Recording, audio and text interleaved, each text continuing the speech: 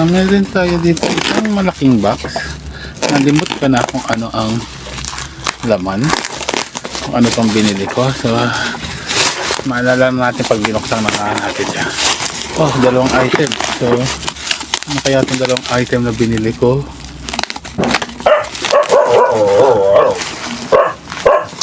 Solar lights. Yan. So sale kasi siya, kaya bumili ako. Yeah. So in ngayon 'di ba yung mga solar lights, pero actually kasi itong mga ganito kino-convert ko na lang minsan kasi mura lang yung ilaw niya. Yun yung kailangan ko na meron sensor for light, dimming, etc. So minsan kasi hindi to gumagana kapag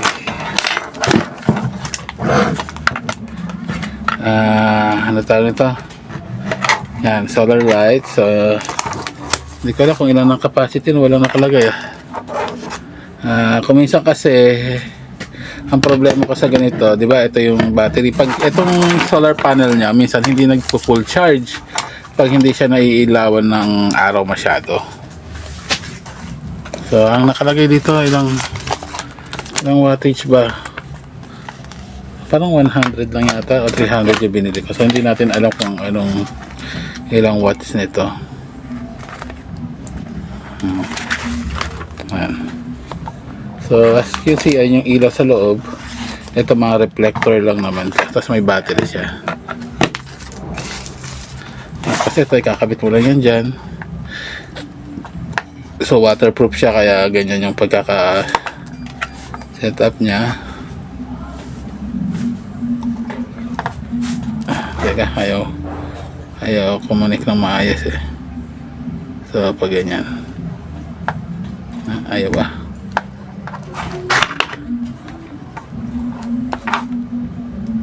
Kahit ayaw. Yan. So snag-fit lang kasi dapat para maging waterproof siya. Tapos yun na, pag nailawan na to, ayan, meron siya nakukuha ilaw. Kumapipit ang ilaw, nagre-red. So mahina ang battery niya kasi dahil yan yung nasa solar panel niya, meron pa siyang charge eh. Nung kinabit natin to, so ibig sabihin nag-continuous yung ilaw niya. So nung tinakpan natin itong panel, yan, takpan natin, saka siya iilaw. Hindi siya ganun kalakas pa. So ang switch niya ay nandito, naka connect. So pag nawala yung ano niya, kaya nakikita siyang liwanag, nawawala yung ilaw. So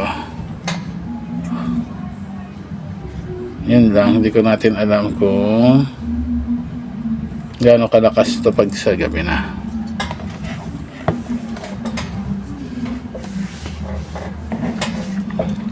Pero okay din naman siya.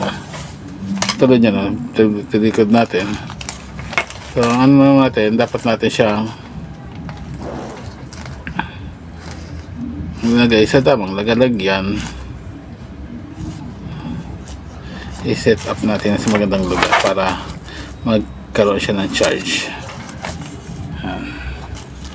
Tingnan natin sa gabi. So automatic siya. So ito naman, meron din siyang remote for that. So pwede kasi i-set kung ano eh, kung anong setup ang gusto mo. So may battery bang kasama? Yun lang, wala tayong kasamang battery. Yun, meron pala. So may kasama din palang battery, saka mga pang screw, pang bolt. Yan, kasama mo nang ilalagay. Ito kasama ito ilalagay. Then yung panel din, yun lang. Kasi ito is para sa small bracket, kasama iipitin yung LED mo. Teka. Tira muna tayo ng ilaw sa alarm sa iba. Battery pala. Hiram tayo yung battery sa iba. Wala din pala ako mahihiram. Dito din pala ako. Double A pala yung triple A ang kailangan natin battery. Anyway. Yeah.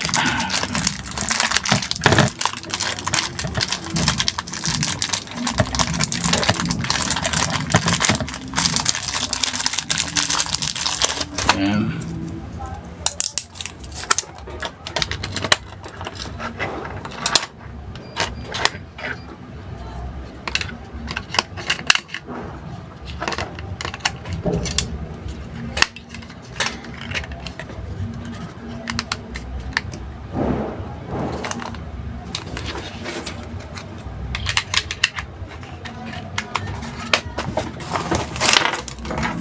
So wala na siyang ano eh.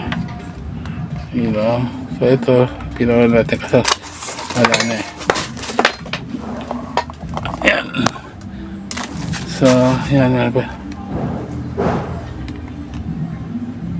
So wala kasi siya ngayong battery na mahina. Mamaya ito naman.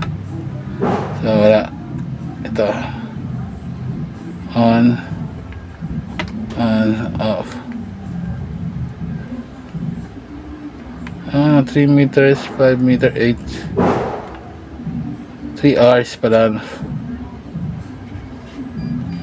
So depende kung anong isa lalagay mo. So wala siyang charge pa eh.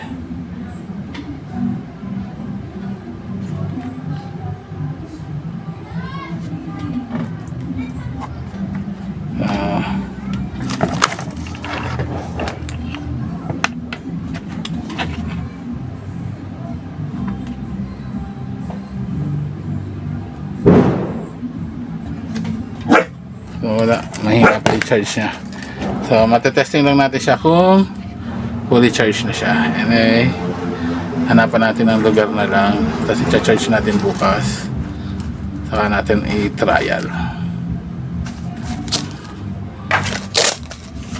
So yan, until next video. Bye bye.